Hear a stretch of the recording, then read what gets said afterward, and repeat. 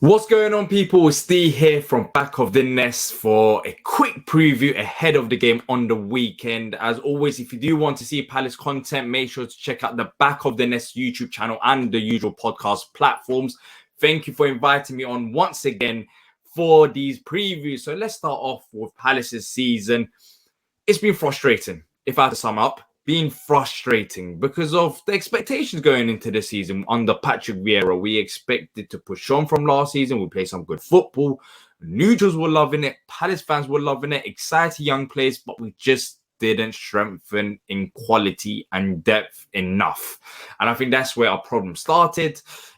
We haven't been consistent enough all season long. We would, go and beat West Ham away from home under Vieira, but then have 0 shots on target and lose against Forest earlier on in the season when they were struggling. So it's been that kind of season. So expectations have just shattered. It's just shattered. And it's the case of what next to how on earth are we going to survive? And it led to Patrick Vieira getting sacked. So it's been a disappointing season. But, despite what's happened, we still managed to survive, which is a positive. But I'm going to be talking about Roy Hodgson. Don't worry about that. And Patrick Vieira as well. But in terms of the players that have stood out so far this season, I know it's been frustrating, as I've said. But there has been some consistent performances, especially the likes of Mark Gahey, who's also linked with Tottenham. I'll talk about him later on down the line. I think he's been fantastic all year round. Cheick Doucouré, I think, is one of the most underrated Premier League players there is out there. He just doesn't get the respect he deserves. The neutrals love talking about Eze, love talking about Gahey, Elise, Zaha, but I hear no Doucouré chat, and I just don't understand it. He's one of the most underrated holding midfielders, and he's been fantastic for us this season. Even though we haven't brought in enough players, he's been the one that's really stood out in terms of the summer business that we did do. So yeah, Eze, people are going to talk about Eze, of course. I think he's turned on recently, and that goes down to the manager. The lack of confidence that some of these players had under Vieira is flipped under Roy. So, he's been fantastic as well. Elisa, so there's a few. I'm not going to say all 11 players have been standouts because we were talking about relegation not so long ago. But if you're talking about throughout the season, I think Gahey and Doucouré stand out for me. But let's talk about the managers then. I mentioned Vieira getting sacked. I mentioned, Hodgson coming in and us staying up. So what did I make of the Vieira sack? And I'll be honest, when he first got the sack, I was frustrated. I was frustrated at the fact of what if.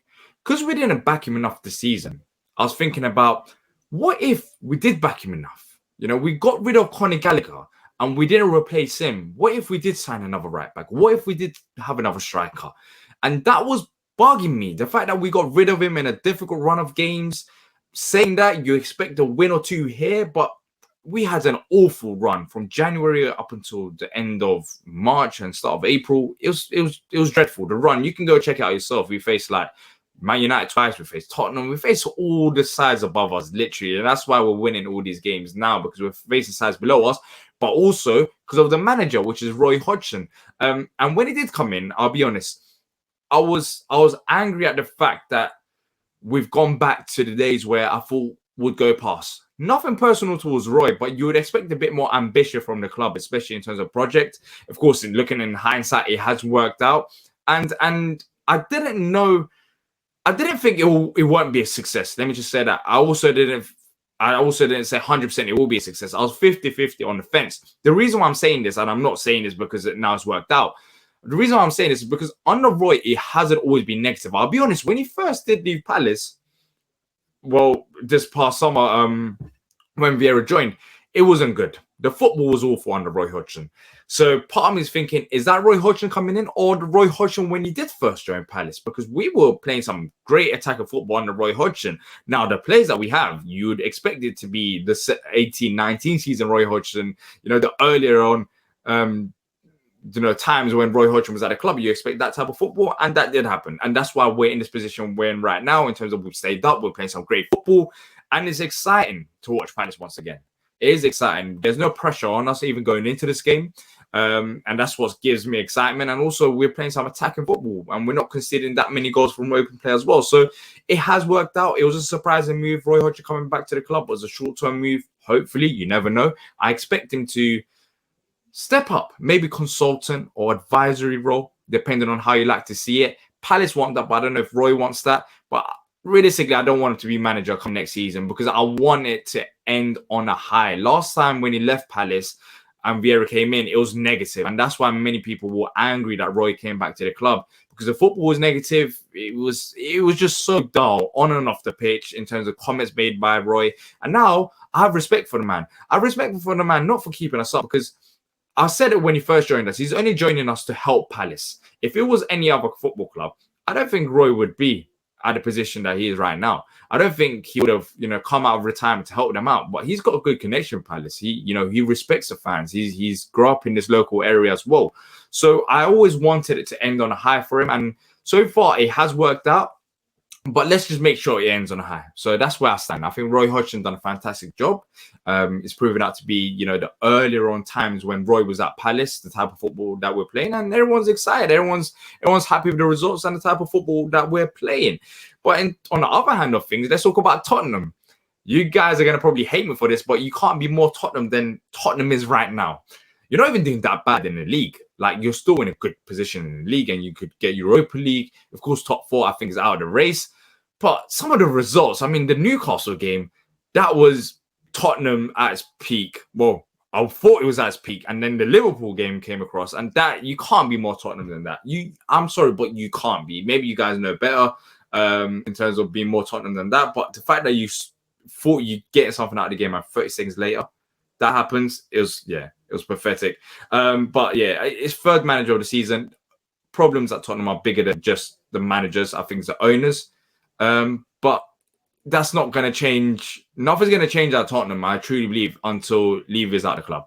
That's how it is. And when Levy's out of the club, then we can have serious conversations. But until then, I don't know if Tottenham are serious top four or top, Tottenham should be contending. Not that you guys have won, the Premier League all the time in recent years. No, but Tottenham should be a top club, right? So they should be competing. And I don't see Tottenham competing under Levy.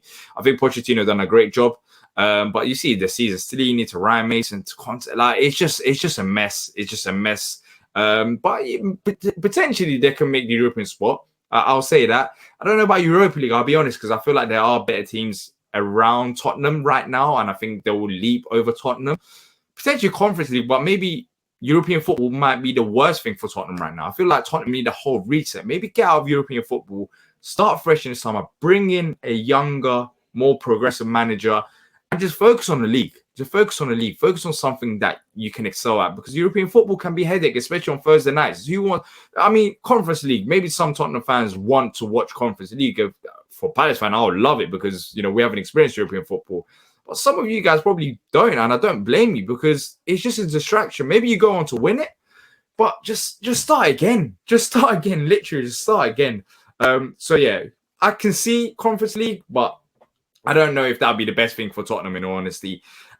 Which Palace players do I expect to get into the Tottenham side? I'll be honest, there are a few. I think Tottenham's attack is very good, and I think that's your main strong point. I think Son and Kane, they're going to cause problems for our defense, and that's why I'm a bit nervous about the game in that aspect. But I think Mark Gahey gets into that Tottenham side any day of the week. I think he's fantastic. He's a modern, young England international, ball-playing centre-half. You can't, right now, in terms of in England, it's going to be hard to find better players than Mark Gahey. I think he gets into that side. Doucouré, potentially, in midfield, gets into it, because I look at Tottenham's midfield and it's so uninspiring. It doesn't look like a top six midfield. That's what I'm saying. There's problems bigger than a manager at Tottenham. And also, I want to say Eze, I want to say Lise, but it depends on the manager and the formation that you play. If you're playing like three at the back and, I don't know if they suit that type of system, but Eze and Elise in principle should get into the Tottenham side. But then again, your attack is not the main problem at Tottenham. It's the defense and the midfield, I'll say. So yeah, I'll pick out Doucouré and Mark Gahey, the players that I've been raving on about at the start of the show. But look, Spurs have been one of their sides this season that's been linked with Gahey, that, as I've mentioned. But in all honesty, I'm going back to that, I don't see Tottenham getting Mark Gahey.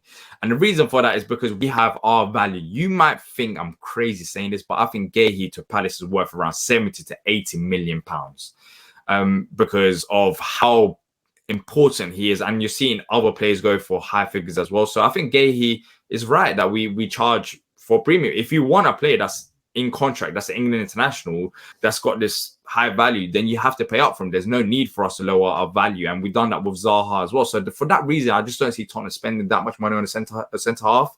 So I don't see it happening. Also, Chelsea have a sell-on clause, so even if you get £80 million, a bit of that's going to go to Chelsea as well. So yeah, I doubt he leaves for cheap, and I don't think it'll happen. But as I said, he's a fantastic player.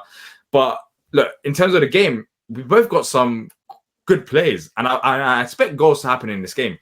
Tottenham's attack versus our defense is going to be the main thing, but I'm going to go for a 2-2 score prediction. I think there's going to be a score draw, but I can see it going both ways as well. But I'm going to stick with my prediction 2-2.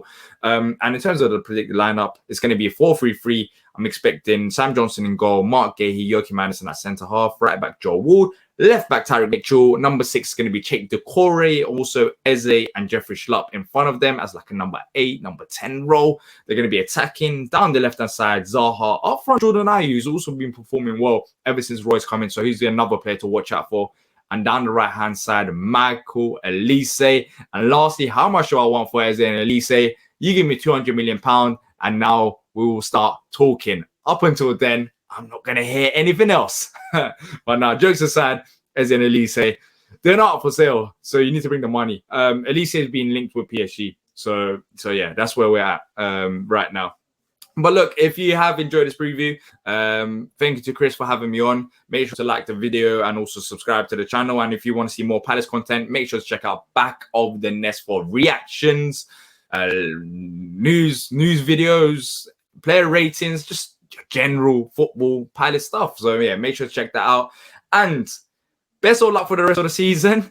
But hopefully we come out as victors in this game. But look, thank you for having me on, and all the best for the rest of the season.